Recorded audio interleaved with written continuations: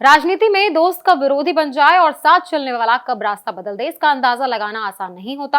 आम आदमी पार्टी में कुछ ऐसा ही बड़ा सियासी तूफान आया। जिन नेताओं पर भरोसा था वही पार्टी छोड़कर चले गए। अब सबसे बड़ा सवाल ये है कि क्या अरविंद केजरीवाल को इसकी भनक नहीं थी या फिर बहुत देर हो चुकी थी। आम आदमी पार्टी इस समय अपने सबसे बड़े राजनीतिक संकट से गुजर रही है। पार्टी के कई राज्यसभा सांसद बीजेपी में शामिल हो चुके हैं। इनमें सबसे बड़ा नाम राघव चड्ढा का बताया जा रहा है। उनके साथ कुछ और सांसदों के जाने से पार्टी के अंदर हलचल तेज हो गई है। अब सवाल उठ रहा है कि क्या अरविंद केजरीवाल इस बगावत को रोक सकते थे?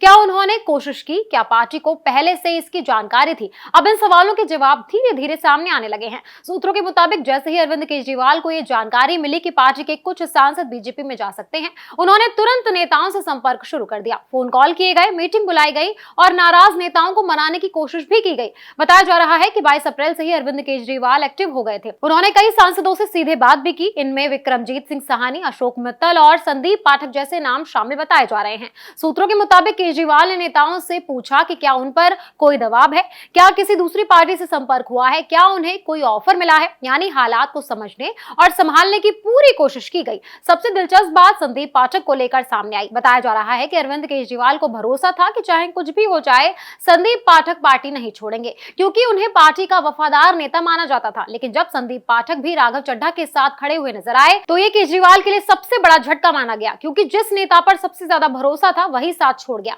रिपोर्ट्स के मुताबिक केजरीवाल ने संदीप पाठक से लंबी मुलाकात भी की थी। करीबन 1.5 घंटे तक बातचीत चली। मीटिंग के बाद ऐसा लगा कि मामला संभल गया है, लेकिन कुछ ही समय बाद तस्वीर बदल गई। इसके बाद सबसे बड़ा झटका तब लगा जब राघव चड्ढा ने प्रेस कॉन्फ्रेंस करके बीजेपी में शामिल होने की घोषणा कर दी। यह ऐलान आम आदमी पार्टी के लिए बहुत बड़ा राजनीतिक नुकसान माना जा रहा है। अब सवाल यह भी है कि ये नाराजगी अचानक आई या फिर कई समय से ये सब चल रहा था। सूत्रों का कहना है कि पार्टी के अंदर कुछ नेता लंबे समय से नाराज थे। खासकर दिल्ली चुनाव हारने के बाद कई नेताओं को लगा कि उनकी बात नहीं सुनी जा रही। बताया जा रहा है कि संदीप पाठक और राघव चड्ढा दोनों ने पंजाब चुनाव जीतने में बड़ी भूमिका निभाई थी, लेकिन बाद में संगठन में उनकी पकड़ कमजोर होने लगी। इससे नाराजगी बढ़ती गई। दूसरी तरफ आम आदमी पार्टी ने अपना पलटवार अब शुरू कर दिया है। पार्टी सांसद संजय सिंह ने राज्यसभा सभापति को पत्र देकर उन सांसदों को अयोग्य घोषित करने की मांग की है जो बीजेपी में शामिल हुए हैं। आपका कहना है कि ये दल बदल विरोधी कानून का मामला है और जरूरत पड़ी तो कोर्ट का रास्ता भी अपनाया जाएगा। फिलहाल सबसे बड़ा सवाल यही है कि क्या ये सिर्फ शुरुआत है या आगे और नेता भी पार्टी छोड़ सकते हैं।